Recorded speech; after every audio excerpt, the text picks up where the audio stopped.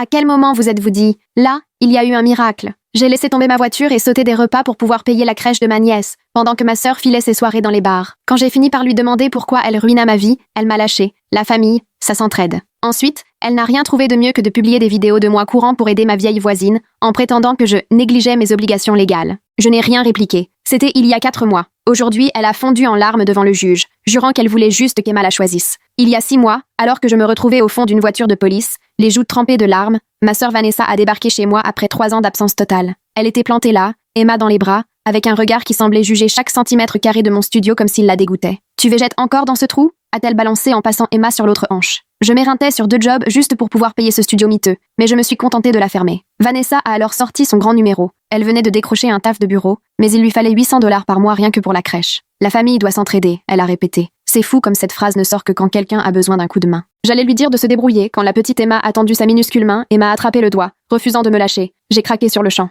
D'accord, j'ai cédé. Mais c'est uniquement pour Emma. Vanessa a levé les yeux au ciel. Tu la tiens n'importe comment, m'a-t-elle lancé sèchement. Soutiens-lui la tête, franchement. T'y connais rien aux gamins, hein? Les premiers mois m'ont achevé. J'ai vendu ma voiture, marché 6 km pour aller bosser, sauté les déjeuners pour économiser. Ma collègue Maria me demandait sans arrêt si ça allait, chaque fois qu'elle me surprenait à piquer des biscuits pour plus tard. Mais pour Emma, ça en valait la peine. Vanessa la déposait le week-end soi-disant pour aller faire des courses. En vrai, elle allait picoler toute la journée avec ses copines louches. Pendant ce temps, Emma et moi lisions des histoires, et on s'amusait à suivre du regard les objets. Vanessa ne lui apprenait jamais rien d'autre que le strict minimum. C'est au pique-nique de son boulot que j'ai entendu le premier mot d'Emma. Au lieu de dire maman, elle a sorti Léa. Mon prénom d'ailleurs, MDR. La tête de Vanessa est devenue cramoisie, et j'ai éclaté de rire. Pas par méchanceté, juste parce que c'était adorable. Même son patron s'est marré et a lancé « Eh bien, elle a de la chance d'avoir une aide si dévouée ». Mais sur le chemin du retour, Vanessa a bien failli nous mettre dans le décor tellement elle hurlait, incapable de se concentrer sur la route. « Tu me voles ma fille, tu veux prendre ma place ?» Elle serrait le volant à en avoir les jointures blanches. J'ai juste soupiré et marmonné. Au moins,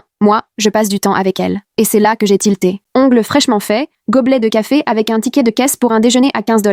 Moi, ça faisait 6 mois que je traînais des pompes trouées. Après ça, je ne l'ai pratiquement plus revue. Pendant des semaines, Vanessa m'a à peine laissé approcher Emma. Elle la déposait et la récupérait à la volée, sans même passer le pas de la porte. Emma pleurait, me tendait les bras dès que sa mère venait la chercher. J'étais au bout du rouleau. Tout a commencé doucement. Un paquet de soupe volé par-ci, un peu de lait pour bébé par-là quand il en fallait. Je savais que ce n'était pas bien, mais je me persuadais que c'était pour Emma. Et je ne savais pas encore à quel point Vanessa pouvait me haïr au point de vouloir me détruire. Un soir, je rentrais du boulot au café quand la police s'est arrêtée à ma hauteur. Apparemment, Vanessa me filmait dans les magasins, enregistrant chaque fois où je glissais du pain dans ma veste. Mon cœur cognait comme jamais pendant qu'il m'interrogeait sur les vols. L'agent m'a menottée et m'a mise à l'arrière de la voiture. J'ai craqué et tout déballé. La garde imposée, les 70 heures de boulot par semaine, la culpabilisation. Je m'attendais à passer pour une folle, mais il s'est contenté de me tendre un billet de 20 $ en me sommant de ne plus jamais recommencer avant de me laisser filer. Je suis remontée en courant chez moi et j'ai trouvé la porte grande ouverte. Plus aucune trace des jouets d'Emma, ni des livres qu'on lisait ensemble. Le message de Vanessa m'a glacée. « Tu veux jouer aux parents ? Tente avec un casier judiciaire. » J'ai compris le lendemain, quand on m'a remis une ordonnance restrictive. Vanessa disait que j'étais une mauvaise influence qui apprenait à Emma à voler. À peine le temps de lire la notification que mon chef de chez Target m'appelait pour m'accuser de faits graves concernant une enfant. J'ai été virée dans la foulée. Et quelques jours plus tard, Vanessa a remis ça, m'envoyant une lettre d'amour, enfin, une lettre de son avocat, m'attaquant pour préjudice moral et réclamant 50 000 $ de dommages et intérêts. Selon elle, mon comportement délictueux et ma relation malsaine avec Emma l'avaient traumatisée, au point de devoir suivre une thérapie. C'est là que j'ai pigé. Elle n'a jamais eu besoin de mon argent. Ce n'était jamais une histoire de crèche. Elle voulait juste me broyer parce qu'Emma m'aimait plus qu'elle. Mais elle a oublié un détail. Je n'ai plus rien à perdre et tout à défendre. J'ai fixé l'écran de mon téléphone, relisant la lettre de l'avocat en boucle. 50 000 $. Ce chiffre me tordait l'estomac, déjà vide. Mon épargne plafonnait à 12 $ et des poussières. Au café, j'étais payée au lance-pierre, et les pourboires servaient à peine à acheter des nouilles instantanées. Sans Target, je finirais bientôt à la rue. Les mains tremblantes, j'ai ouvert mon ordi et commencé à compiler un tableau Excel. Chaque reçu gardé, chaque capture de message, chaque photo d'Emma avec moi. Les preuves devaient bien se cacher là-dedans. Puis mon téléphone a vibré, une notification Instagram. Vanessa venait de poster un selfie en larmes, mascara coulant, géolocalisation, groupe de soutien pour maman célibataire au cœur brisé. J'ai cliqué sur l'adresse. En réalité, c'était le bar à vin O'Malley, en plein centre-ville. Il était 14 h un mardi, alors qu'elle était censée bosser. Le lendemain matin, j'ai pris la route du café pour attaquer mon service. Mes pieds me faisaient un mal de chien dans ces vieilles chaussures, mais au moins, j'avais encore ce boulot. Une fois à l'intérieur, je suis allée directement vers le rayon des biscuits à la vanille, ceux qu'Emma adorait. J'allais saisir un paquet quand une autre main est arrivée en même temps que la mienne. Les ongles parfaitement faits de Vanessa se sont refermés sur la boîte. On s'est retrouvés face à face, à moins d'1 mètre l'une de l'autre, alors que l'ordonnance m'imposait de garder 50 pieds de distance. J'ai reculé aussitôt, le cœur battant à toute vitesse. Vanessa m'a lancé un sourire satisfait et, sans me quitter des yeux, à attraper non pas une, mais 5 boîtes de biscuits, sachant pertinemment que je ne pouvais ni rester dans le rayon, ni les acheter. Les autres clients commençaient à jeter des coups d'œil intrigués vers nous. J'ai fait demi-tour et je me suis éclipsée dans l'arrière-boutique, laissant mes collègues se débrouiller sans prévenir. Mon chef, Cole, m'a retrouvée alors que j'étais en pleine crise d'angoisse au moment où je pointais. J'ai tenté de lui expliquer pour l'ordonnance et que Vanessa était venue exprès pendant mon service. Mais à peine avais-je commencé qu'une cliente, les yeux embués de larmes, est arrivée derrière nous. Elle m'a désignée et a dit à Cole que j'avais agressé une jeune maman avec son bébé, que j'avais essayé de lui arracher de la nourriture des mains. Cole est devenu livide. Il m'a demandé de partir plus tôt, le temps d'éclaircir toute cette histoire. 3 jours plus tard, j'ai découvert qu'on aurait besoin, toutes les deux, d'une lettre de recommandation de Madame Chen, notre professeure de piano d'enfance. Le tribunal exigeait des témoignages de moralité, et elle était l'une des rares à bien nous connaître toutes les deux. Je suis arrivée chez elle à 10 heures. La voiture de Vanessa était déjà garée dans l'allée. Madame Chen m'a ouvert la porte, l'air embêté. Impossible de nous recevoir séparément à cause des horaires de son aide-soignante. Il faudrait patienter ensemble dans le salon. Vanessa était installée sur le canapé fleuri, un mouchoir à la main, jouant la victime. Je me suis assise le plus loin possible. À l'œil, ça faisait bien 15 mètres. Madame Chen passait de l'une à l'autre avec du thé, visiblement mal à l'aise. Vanessa a pris la parole en premier. Sa voix tremblait en expliquant que j'avais une mauvaise influence sur sa fille, qu'il fallait protéger Emma contre moi. Le visage de Madame Chen restait impassible, mais ses mains ne cessèrent de trembler en servant le thé. Pendant qu'elle écrivait nos lettres, mon téléphone a sonné. C'était Monsieur Petrov, mon voisin âgé, complètement essoufflé, qui venait de tomber et n'arrivait pas à atteindre son bouton d'alerte. Sa voix sifflait,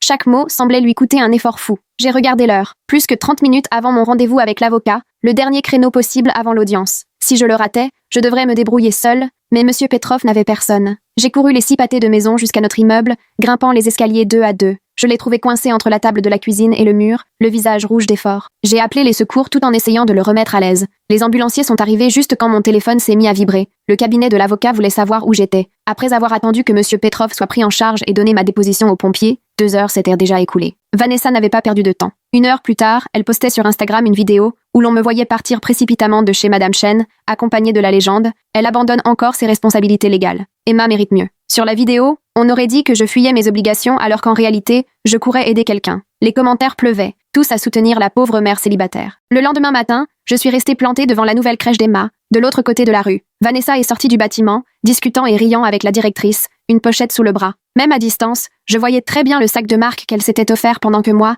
je me débrouillais pour acheter du lait en poudre. Elle a serré la main de la directrice, puis s'est dirigée vers sa voiture sans même me voir. Plus tard, j'ai appris qu'elle avait payé l'inscription d'Emma avec mon argent, tout en se faisant passer pour la mère exemplaire qui tente d'échapper à une situation toxique. Ce jeudi-là, tout m'est tombé dessus. D'abord, la banque a appelé, mon compte était gelé à cause de mouvements suspects liés à mon arrestation. La conseillère n'a rien voulu entendre, répétant que c'était la procédure pour les personnes soupçonnées de vol. Ensuite, j'ai remarqué que ma boîte à pourboires au café avait disparu. Cole a regardé les caméras, mais impossible de voir qui avait profité du rush du matin pour la voler. Et en rentrant chez moi, j'ai trouvé un avis d'expulsion scotché à la porte. 30 jours pour quitter les lieux suite à activité criminelle sur place. Mon propriétaire avait reçu une dénonciation anonyme au sujet de mon arrestation. Tout s'enchaînait trop parfaitement pour que ce soit un hasard. 3 coups en une seule journée, chacun calculé pour me mettre à terre. Pendant que j'étais occupée à aider Monsieur Petrov, Vanessa avait déjà déposé une demande en urgence auprès du juge aux affaires familiales, me décrivant comme instable, irresponsable et incapable de remplir mes obligations. Mon altruisme était devenu, dans son récit, la preuve de mon incompétence. Résultat, le juge lui a accordé la garde exclusive provisoire, en justifiant sa décision par mes prétendus délits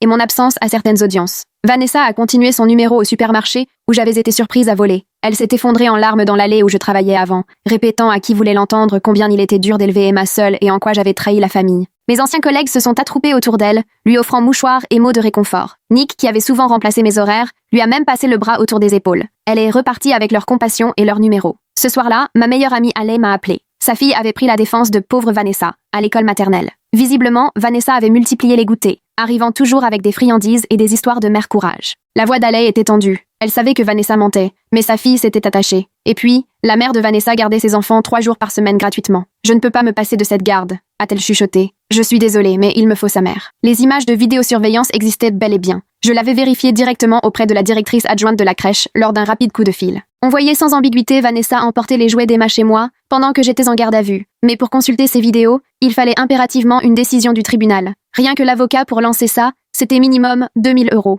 Soi-disant, aucune de nous n'avait cet argent, à ceci près que Vanessa utilisait le mien. La preuve était là, sous mon nez, à portée de main, mais intouchable juridiquement. Le lendemain, un parent inquiet m'a prise en photo devant la crèche. J'étais restée sur le trottoir d'en face, guettant Emma à la récré. L'image s'est retrouvée sur le groupe Facebook du quartier dans l'heure. Femme suspecte près de la crèche. Faites attention à vos enfants. Les commentaires se sont déchaînés. Certains ont partagé la photo dans d'autres groupes locaux. Quelqu'un m'a reconnu, C'est la voleuse qu'on a vue aux infos. Au coucher du soleil, mon visage tournait sur tous les réseaux, étiqueté comme une prédatrice d'enfants. Notre amie commune Loss avait besoin que nous signions toutes les deux pour renouveler son bail. Nous étions garantes autrefois, quand on formait encore une famille normale. Elle m'a retrouvée dans un Starbucks, glissant les papiers d'un air fébrile. Je sais que ce que fait Vanessa est odieux, a-t-elle soufflé à voix basse. Mais sans ses signatures, je perds mon appart. Elle avait déjà celle de Vanessa, il ne manquait plus que la mienne. J'ai signé, consciente de l'impasse où elle se trouvait. Une personne de plus contrainte de rester neutre, même en connaissant la vérité. Mes crises d'angoisse ont repris, comme après la mort de papa. Je suffoquais dans les supermarchés, les mains tremblantes, incapable d'approcher le rayon bébé. Ma mère l'a remarqué durant notre appel surveillé. « Tu te souviens quand tu avais accusé l'infirmière de l'hospice d'avoir volé les médicaments ?»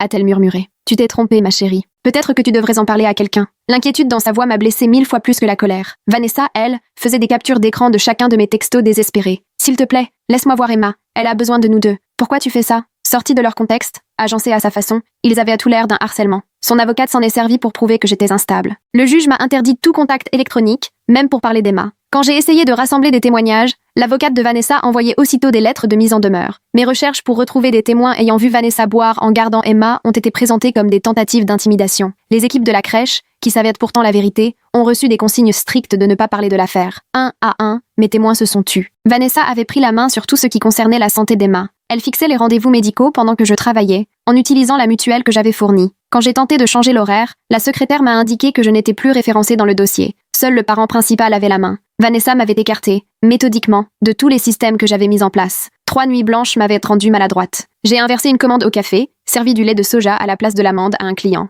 Il m'a filmé, perdu, en train d'essayer de m'en sortir, les mains tremblantes de fatigue. La vidéo est devenue virale dans les groupes de mamans du coin. La droguée qui vous fait votre café? Les commentaires spéculaient sur la drogue, la folie, le danger que je représentais. Cole avait reçu 17 réclamations avant midi. Ma cousine, Mac Alexandra, m'a appelé pour un chantier de rénovation. Elle avait besoin de l'entreprise du compagnon de Vanessa pour agrandir sa maison. C'est ma seule chance, m'a-t-elle confié. Il me fait un prix famille. Encore une de la famille obligée de choisir son camp, non pas par choix, mais par nécessité. La toile que Vanessa avait tissée étouffait tous ceux qui auraient pu me soutenir. Prouver que Vanessa avait bu lors de ses sorties m'a d'abord semblé une victoire, jusqu'à ce que mon avocate me révèle le piège. Si je montrais qu'elle gardait Emma en étant alcoolisée, c'était admettre que je lui confiais sciemment un bébé dans cet état. Ma tentative de dévoiler sa négligence se retournait contre moi. À chaque fois que je croyais tenir une vérité, elle se retournait contre moi. J'ai mis la main sur un reçu prouvant que Vanessa avait menti sur son emploi du temps un après-midi. J'ai pris la photo, soulagée, mais une cliente du café m'a vu sourire devant mon téléphone et, plus tard, a raconté sur Internet qu'elle avait vu la mère harceleuse se réjouir du malheur de sa sœur. Le récit était lancé, plus rien de ce que je faisais ne pouvait être compris positivement. Ce soir-là, Mac Alexandra m'a écrit « Ça ne peut que mal finir pour l'une de vous deux. Il n'y a plus de juste milieu. » Elle avait raison. Entre Vanessa et moi, le point de non-retour était franchi. L'une de nous allait tout perdre, l'autre élèverait Emma. Aucun juge n'allait couper la poire en deux, pas avec des accusations aussi graves de part et d'autre. La guerre était déclarée, et seule la victoire totale comptait. Les camps étaient tracés. Mon soutien fondait à vue d'œil pendant que Vanessa se bâtissait une image de victime irréprochable. Chacun de ses gestes m'isolait davantage. Chaque vérité que j'essayais de sortir se retournait contre moi, et le spectacle n'en paraissait que plus cruel. Mais je n'avais pas encore abdiqué. Je voyais sans cesse le visage d'Emma dans mes rêves, bras tendus vers moi, pendant que Vanessa l'emmenait. J'avais perdu mes boulots, mon logement, ma réputation, mais pas la volonté de sortir ma nièce d'une vie où sa mère la prenait pour une arme, pas pour une enfant. Quelques jours plus tard, Vanessa s'est rapprochée de ma collègue la plus gentille au café. Elle est venue pendant ma pause, Emma dans les bras, qui s'est aussitôt tournée vers moi. J'ai détourné le regard, prétendant nettoyer la machine à expresso le cœur en miettes. Vanessa discutait des livres préférés d'Emma, citant des anecdotes que seule moi connaissais. Elle racontait comment Emma lui avait appris à suivre un objet des yeux, reprenant mot pour mot mes propres histoires d'il y a quelques mois. Ma collègue acquiesçait avec compassion, visiblement sous le charme de la performance de Vanessa. Plus tard dans l'après-midi, on s'est retrouvés toutes les deux chez le pédiatre pour le rendez-vous d'Emma. La secrétaire, visiblement embarrassée, nous a gentiment rappelé de garder nos distances dans la salle d'attente. Je me suis installée à l'écart pendant que Vanessa s'occupait de remplir des papiers que j'avais déjà complétés une bonne dizaine de fois. Quand l'infirmière a appelé Emma, Vanessa s'est levée et a lancé à la cantonade qu'elle se faisait du souci pour son développement depuis qu'elle avait été exposée à des influences instables. Les autres parents présents ont commencé à s'agiter, échangeant des regards pleins d'inquiétude dans notre direction. Par la suite, tout ce qui s'était dit ou fait autour des besoins d'Emma serait rapporté au tribunal, chaque version totalement opposée à l'autre. Vanessa prétendait que j'avais cherché à m'immiscer dans les décisions médicales. De mon côté, j'expliquais qu'elle m'empêchait de donner des informations importantes aux médecins. Toutes les deux, on était persuadées d'être dans le vrai. L'infirmière qui avait tout vu refuserait finalement de témoigner, se couvrant derrière la politique du cabinet face au litige judiciaire. Mes anciens messages étaient devenus de véritables armes pour Vanessa. Il y a des mois, je la remerciais de me permettre d'aider avec Emma, lui exprimant toute ma reconnaissance d'être incluse dans leur vie. Désormais, ces mots se retrouvaient dans le dossier du tribunal, brandis comme preuve de mon obsession ou d'un attachement inapproprié. Ce qui était au départ des mots d'amour ou de gratitude servait maintenant à m'accuser d'instabilité. Mon avocate m'a expliqué à quel point la gratitude pouvait être pervertie et sortie de son contexte. Lors de mon prochain appel vidéo surveillé avec Emma, elle a regardé la caméra et m'a lancé une phrase qui m'a glacée. Malgré son âge, elle a prononcé distinctement « Tu es malade et tu dois te faire aider ». La superviseuse a noté la phrase dans son rapport. J'ai passé des heures à me demander si Vanessa avait soufflé cette idée à Emma ou si elle avait tout simplement absorbé l'ambiance générale. Cette incertitude me faisait plus de mal que la certitude elle-même. Mon voisin du dessous a raconté qu'il nous avait vus, Vanessa et moi, entrer à des moments différents dans l'immeuble. Sa caméra avait même enregistré que chacune des visites de Vanessa coïncidait avec l'achat de plusieurs bouteilles de vin. Les horaires montraient qu'elle buvait systématiquement pendant ces après-midi-là. Mais quand j'ai essayé de présenter cette preuve, le juge aux affaires familiales a interprété ma démarche minutieuse comme un signe d'obsession, soulignant ma préoccupation excessive pour les faits et gestes de la partie adverse. J'ai aussi découvert que Vanessa avait encore accès au compte d'allocation d'Emma, celui que je l'avais aidé à ouvrir des mois auparavant. Les relevés montraient des retraits réguliers, le dernier fait dans une cave à vin du centre-ville. Je tremblais en sauvegardant la preuve, mais l'expliquer au tribunal aurait signifié avouer que je surveillais le compte, une accusation potentielle de harcèlement. Encore une vérité qui se retournait contre moi plus qu'elle ne la mettait en cause. Les stories Instagram de Vanessa montraient Emma portant les vêtements que je lui avais achetés quand on était encore ensemble. Le pull arc-en-ciel pour lequel j'avais mis 2 semaines à économiser, les petites chaussures trouvées en solde. Vanessa ajoutait des légendes du type « Je peux enfin offrir ce qu'il faut à ma fille », tout en exhibant des accessoires de luxe qui coûtaient du plus que mon budget alimentation pour un mois. Mes anciennes collègues réagissaient, enthousiastes, sans rien deviner de la réalité derrière ses habits. Mon manager au café a été convoqué pour témoigner sur mon comportement. Cole, désolé, m'a expliqué qu'il serait obligé de dire la vérité sur mes coups de fil personnels répétés, mes moments d'inattention, et ce fameux jour où j'étais partie plus tôt après l'incident de l'ordonnance restrictive. Son témoignage risquait de me faire passer pour une employée peu fiable, sans savoir que tous ces appels servaient à organiser la garde d'Emma. J'avais essayé d'enregistrer Vanessa pendant un échange de garde dans le lieu neutre. Mon téléphone était à peine visible dans la poche de ma veste, mais Vanessa l'a repéré tout de suite et l'a signalé à la responsable, qui a consigné dans le rapport ma tentative de non-respect des accords de confidentialité. L'incident a été ajouté à mon dossier comme une nouvelle faute. Je n'oublierai jamais le regard satisfait de Vanessa repartant avec Emma. La crèche d'Emma a mis en place des règles de sécurité beaucoup plus strictes. Désormais, seuls les visiteurs approuvés par le parent gardien étaient autorisés. Vanessa a immédiatement inscrit son nouveau compagnon sur la liste, tout en s'arrangeant pour que je ne puisse même plus m'approcher du bâtiment. La directrice, gênée, m'a expliqué que c'était pour la sécurité de tous. J'ai découvert ces nouvelles règles alors que je venais déposer le jouet préféré d'Emma, oublié chez moi. La sécurité m'a stoppé net à l'entrée. Une employée de la crèche, qui savait ce qu'il en était vraiment des récupérations d'Emma l'après-midi par Vanessa, se retrouvait dans une situation impossible. Elle avait vu à plusieurs reprises Vanessa arriver en sentant l'alcool. Mais après une plainte anonyme pour partialité dans l'affaire de garde, son poste était menacé. Elle avait 2 enfants à charge. Quand elle m'a appelé en pleurs pour s'excuser de ne pas pouvoir témoigner, je lui ai simplement dit que je comprenais. Une victime de plus dans la guerre que Vanessa menait contre moi. J'ai reconnu le pyjama à petites étoiles d'Emma sur les derniers posts Instagram de Vanessa, celui que j'avais acheté pour nos week-ends. Vanessa racontait qu'il s'agissait d'un cadeau de son compagnon, la preuve qu'il prenait son rôle de beau-père très au sérieux. Les commentaires la félicitaient d'avoir trouvé un partenaire aussi investi, alors que personne ne savait que ce pyjama avait été payé avec l'argent que j'avais économisé en sautant des repas. Vanessa est même allée jusqu'à me proposer un accord via son avocate. Une visite surveillée par moi, à condition que je retire toutes mes démarches judiciaires et que je reconnaisse les fausses accusations. Il fallait aussi que j'admette officiellement un comportement passé préjudiciable et que je m'engage à suivre une thérapie. Je devais signer des papiers affirmant que j'avais été un danger pour Emma. Refuser a suffi à ce que ce soit aussitôt présenté au tribunal comme la preuve que je mettais la vengeance avant la stabilité d'Emma. J'ai finalement découvert que Vanessa travaillait en réalité au bar pendant ces après-midi. Elle s'était lancée dans la vente pyramidale d'huiles essentielles, expliquant que ses propres achats n'étaient rien d'autre que des rendez-vous avec des clients potentiels. Les additions des bars à vin étaient transformées en frais professionnels. Sur les réseaux sociaux, elle se mettait en scène, cocktail à la main dans différents établissements, prétendant travailler dur pour l'avenir d'Emma. Ce tour de passe-passe donnait à mes accusations de négligence des airs de simple jalousie. C'est ainsi que Vanessa et moi avons découvert qu'il existait un dossier confidentiel à la crèche d'Emma.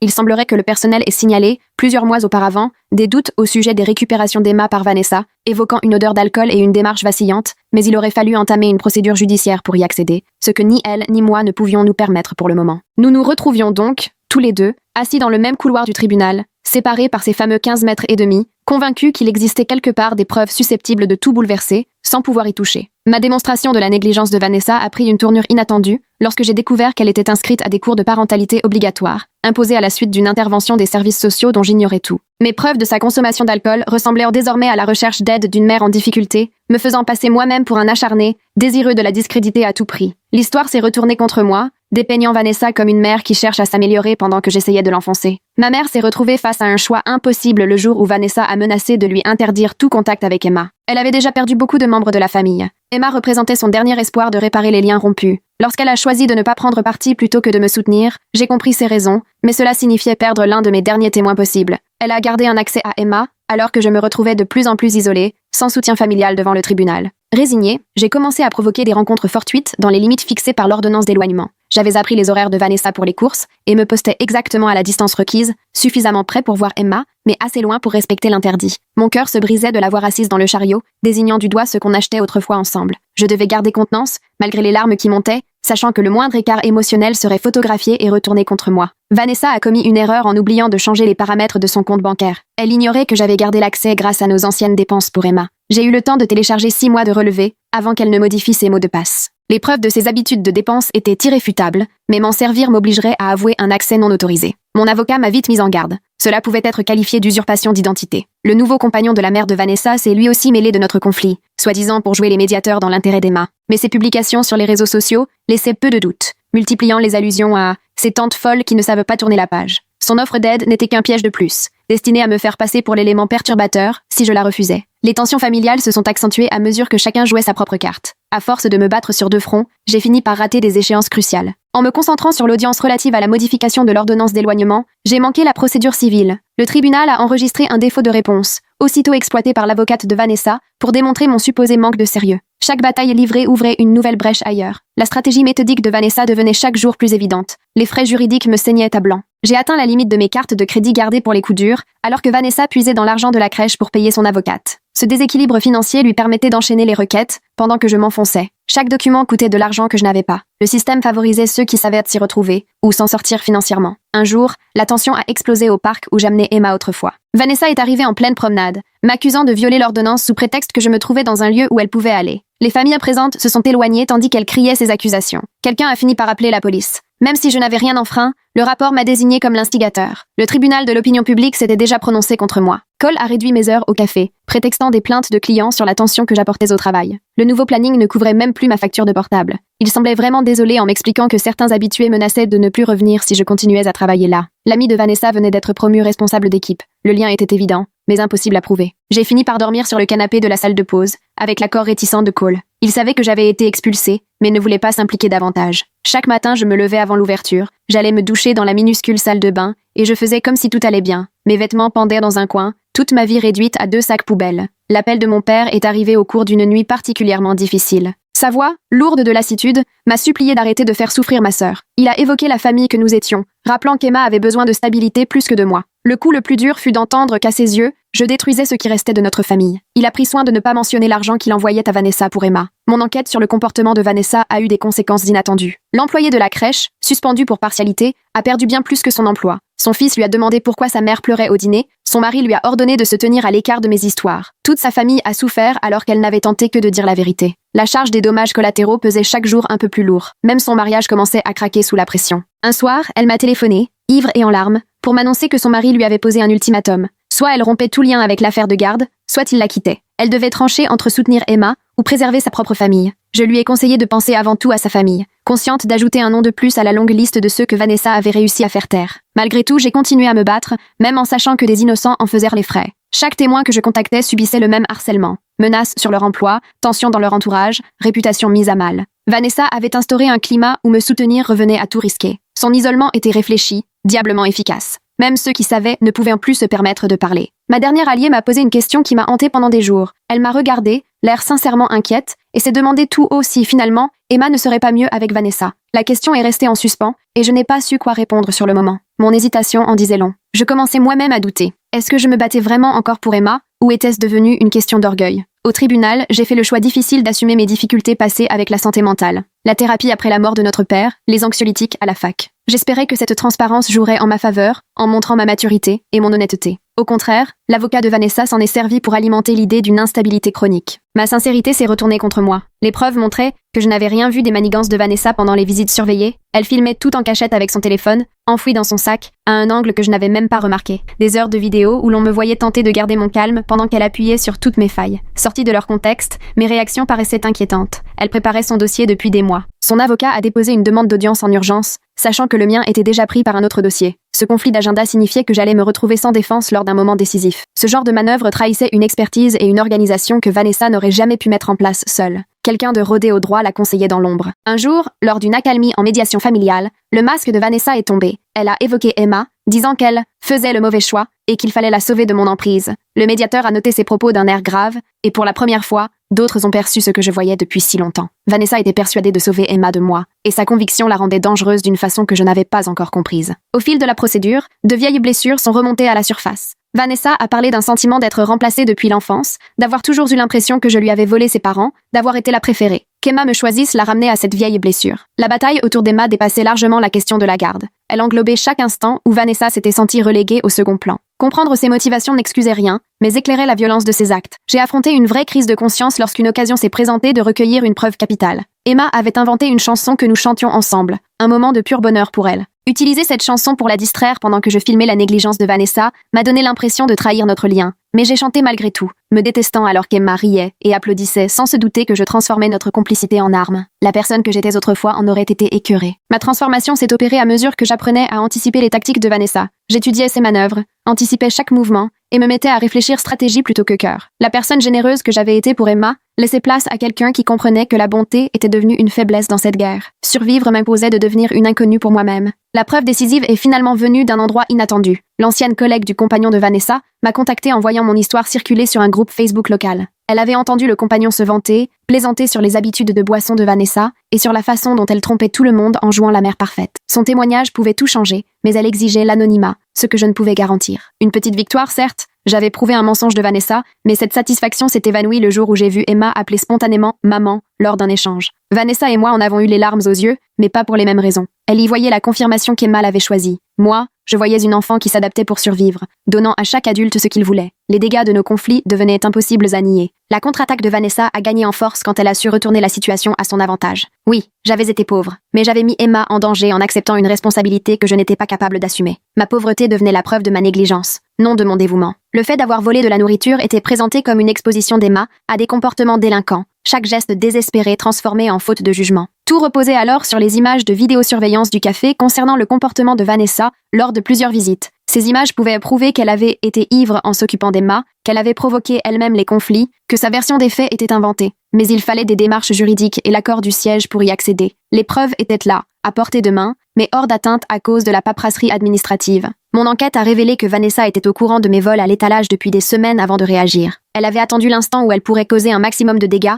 veillant à ce que je sois prise la main dans le sac avec assez de preuves pour porter plainte, mais pas au point de risquer une condamnation trop lourde. Ce sang-froid glaçant témoignait d'une préméditation évidente. Elle avait orchestré ma chute en utilisant mon propre désespoir comme arme. Le nouveau compagnon de Vanessa, de son côté, a commencé à douter de sa version après avoir vu les preuves que j'avais mises en ligne. Il est venu me trouver au café, nerveux, commandant un simple café noir tout en jetant des coups d'œil autour de lui. Je l'ai vu sortir son téléphone et faire défiler, l'air nerveux, les captures d'écran des relevés bancaires que j'avais publiés anonymement. Son visage s'est décomposé à mesure qu'il reliait les dates au montant. Il a quitté les lieux sans même toucher à sa boisson, non sans que je l'aperçoive tapant des messages à toute vitesse. Les anciens collègues de l'épicerie se sont retrouvés partagés entre compassion et instinct de préservation quand les convocations sont tombées. Nick, lui, a soigneusement évité mon regard quand nous nous sommes croisés, et d'autres ont carrément changé de trottoir pour ne pas me croiser. Ceux qui avaient déjà assisté aux manigances de Vanessa gardèrent le silence, soucieux de ne pas perdre leur emploi. Seule une personne a accepté de rédiger une déclaration écrite, pesant chaque mot pour rester neutre tout en confirmant les faits essentiels concernant mon parcours professionnel. Le juge a fixé la dernière audience avec des consignes très strictes. Il exigeait des preuves claires et irréfutables pour toute modification de la garde.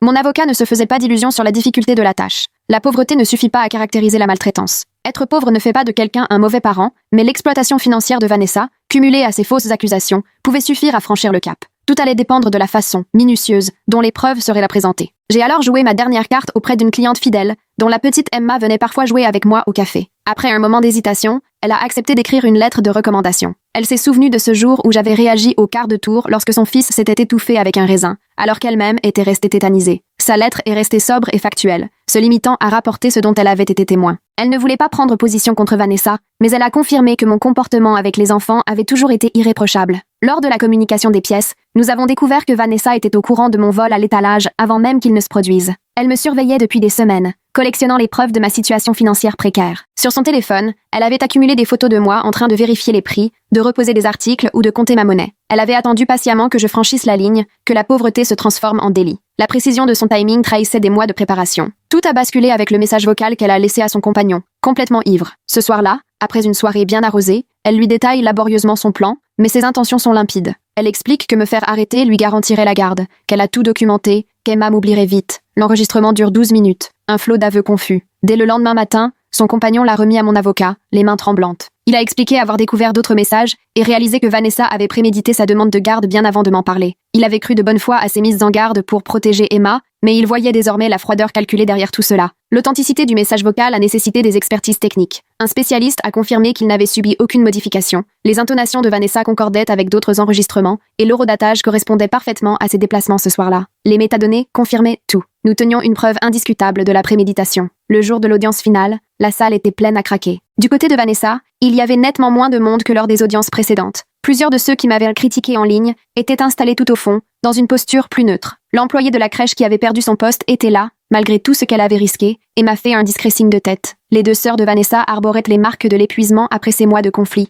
J'avais tellement maigri que mes vêtements flottaient sur moi. Vanessa, elle, s'acharnait nerveusement sur ses cuticules au point de saigner. Nous étions assises chacune à une table, évitant soigneusement de croiser nos regards. Emma n'était pas là, mais son absence emplissait la pièce d'un vide pesant. Les preuves financières ont été présentées dans l'ordre. Les relevés bancaires révélaient les dépenses de Vanessa pendant que je peinais à nourrir Emma, ses sorties au restaurant alors que je volais du pain, ses passages chez le coiffeur quand je portais des chaussures trouées. Le juge a tout examiné dans le détail, et le schéma d'exploitation est apparu d'une évidence accablante. Le compagnon de Vanessa a témoigné à contre-cœur, confirmant qu'elle avait planifié son coup avant même d'aborder le sujet de la garde. Elle s'était renseignée sur les démarches pour obtenir une ordonnance d'éloignement et sur les preuves exigées en droit de la famille. Il a produit des messages où elle se vantait de me faire payer d'avoir volé l'amour d'Emma. Sa voix s'est brisée lorsqu'il a présenté ses excuses de n'avoir rien vu plus tôt. Le juge a ordonné une courte suspension. J'ai foncé aux toilettes, submergée par le stress, et j'ai vomi. Mes mains tremblaient, alors que j'essayais de reprendre mes esprits devant le miroir. Jamais je n'avais été aussi près de faire reconnaître la vérité. Tout reposait désormais sur la capacité du juge à voir au-delà des simagrées de Vanessa et à déceler la mécanique de destruction qu'elle avait mise en place.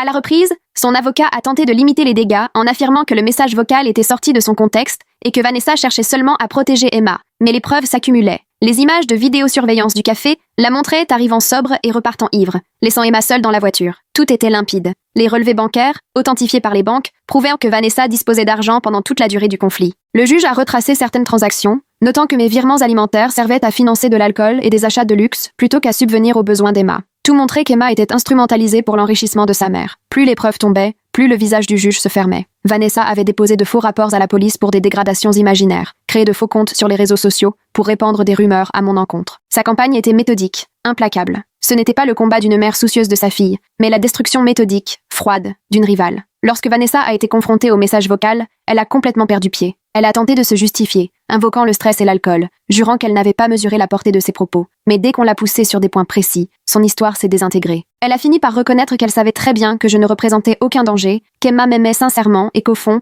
ce qu'elle ne supportait pas, c'était d'être reléguée au second plan. Quand le juge lui a demandé franchement quelles étaient ses intentions, elle s'est effondrée, cette fois pour de bon, laissant couler de vraies larmes. Elle a parlé de ce sentiment d'être remplaçable, qui l'avait poursuivi toute sa vie, du choix d'Emma vécu comme la preuve ultime de son insuffisance. On aurait entendu une mouche voler tandis qu'elle déversait des années d'amertume. Tout ce qu'elle voulait, c'était qu'Emma ait besoin d'elle, qu'elle la choisisse avant tout, qu'elle l'aime plus que tout. On m'a alors suggéré de demander la garde exclusive. Mon avocat avait préparé tout un dossier pour que Vanessa soit privée de ses droits parentaux. Les faits plaidaient en ma faveur. Elle avait menti, porté de graves accusations, s'était acharnée à détruire ma vie. Pourtant, en voyant cette femme brisée devant moi, je me suis rappelé qu'Emma, elle, avait besoin de sa mère, même si elle n'était pas parfaite. J'ai donc préféré demander une garde partagée, mais sous supervision. Le juge a marqué un temps d'arrêt, visiblement surpris. Mon avocat m'a touché le bras, comme pour me mettre en garde, mais j'ai expliqué qu'Emma avait déjà trop perdu et qu'elle avait besoin de ses deux mamans, même si nous étions incapables de partager la même pièce. L'accord prévoyait des mesures strictes pour que Vanessa ne puisse plus profiter du système. Le juge a exigé le remboursement immédiat de l'argent détourné, tout en tenant compte des dépenses faites pour Emma.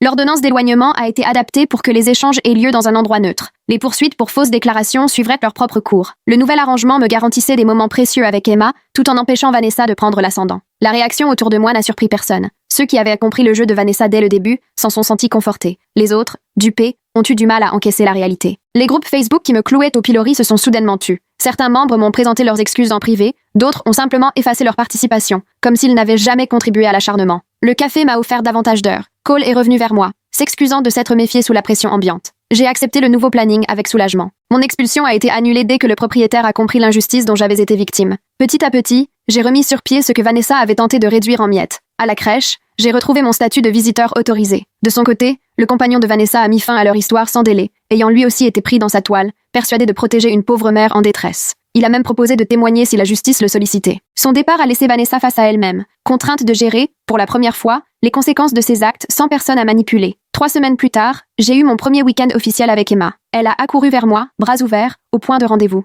Elle avait grandi, gagnant en vocabulaire, mais elle se souvenait encore de nos chansons, de nos jeux, de nos livres du soir. La superviseuse a aussitôt remarqué la facilité de notre complicité. Quand Vanessa est arrivée pour reprendre Emma, son visage était fermé, ses vêtements de marque avaient disparu, troqués contre des habits simples. Elle a regardé Emma courir vers elle avec une expression de tristesse résignée. La superviseuse a dû lui rappeler les règles à suivre. Vanessa a obtempéré machinalement, sans conviction. La procédure pénale avançait à son rythme. Vanessa a plaidé coupable pour des faits atténués, écopant d'une mise à l'épreuve et d'un suivi psychologique imposé. Le juge a ordonné une expertise psychiatrique. Son avocate a plaidé les séquelles d'un baby blues aggravé par des traumatismes familiaux. L'argument paraissait peu convaincant, vu la préméditation, mais la justice privilégiait la réinsertion. J'ai entamé une thérapie spécialisée dans l'accompagnement des victimes de la justice familiale. Ma thérapeute m'a expliqué que les méthodes employées par Vanessa étaient tristement courantes, que nombre de parents utilisèrent leurs enfants comme armes dans les conflits. Cela ne soulageait pas ma peine, mais me permettait de relativiser. Je n'étais pas une exception. Emma, elle, s'est progressivement adaptée au nouveau rythme. Elle a arrêté de pleurer lors des changements, a commencé à nous appeler toutes les deux « maman », avec une naturelle désarmante. La superviseuse a noté qu'elle paraissait plus épanouie et détendue, preuve que les enfants encaissent souvent mieux que les adultes. Emma reprenait confiance alors que Vanessa et moi restions marqués. Mon dossier bancaire se rétablissait petit à petit à mesure que je remboursais mes dettes d'urgence. Le casier pour vol à l'étalage restait difficile à justifier auprès de potentiels employeurs, mais certains se montraient compréhensifs au vu du contexte. J'ai décroché un poste à temps partiel dans une librairie, en complément du café, ce qui m'offrait un début de stabilité, même si tout restait à reconstruire. De son côté, Vanessa suivait à la lettre les cours de parentalité imposés, juste ce qu'il fallait pour ne pas perdre ses droits, sans jamais donner matière à critique, mais la chaleur d'avant avait disparu. Elle remplissait ses obligations sans y mettre la moindre conviction. 6 mois après le jugement, j'ai observé Emma jouer au parc durant notre temps ensemble. Elle courait après les papillons avec d'autres enfants, riant à plein poumon. Vanessa, assise sur un banc à la distance réglementaire, était autorisée à regarder, mais pas à intervenir. Nous ne nous parlions plus. Cette guerre s'était achevée sans vainqueur. J'avais retrouvé du temps avec Emma, mais perdu mes illusions sur la famille. Vanessa avait gardé un droit de visite, mais avait perdu toute emprise. Emma, elle, devait grandir parmi les ruines de nos conflits. La justice était passée, imparfaite et incomplète, et le nouveau cadre tenu uniquement grâce à sa rigidité. Échange dans un lieu neutre, aucune communication directe, tout changement passant par nos avocats. Nous évoluions dans 2 univers parallèles, qui ne se croisaient plus qu'à travers Emma. Elle avait appris à cloisonner, à accorder à chacune ce dont elle avait besoin selon le moment. Parfois, en observant les gestes sans chaleur de Vanessa envers Emma, je songeais au pardon. À force de rancune, elle avait fini par casser quelque chose en elle. La sœur que j'avais connue ne vivait plus que dans mes souvenirs. Nous étions devenues des femmes que nos jeunes années n'auraient jamais reconnues. Le véritable prix de la guerre ne se comptait pas en argent, mais dans ce que nous étions devenues. Emma nous appelait toutes les deux « maman », mais ce mot prenait un sens différent selon celle à qui il s'adressait. Avec moi, elle recherchait l'aventure et la découverte. Avec Vanessa, la stabilité et les règles. Elle avait déjà compris comment jongler avec nos différences, ajustant son attitude à ce que nous attendions d'elle. Les cicatrices de cette histoire apparaissèrent de façon subtile, et il nous faudrait des années pour les apaiser. Pourtant, elle était à l'abri, entourée, aimée d'une manière compliquée. Le système l'avait préservée du pire. Nous, on s'était abîmés, mais pas elle. Cette maigre victoire devrait nous suffire. Au fond, on s'était battus par amour, pour finalement nous priver toutes deux d'en goûter pleinement. L'ironie collait bien à notre famille fracassée.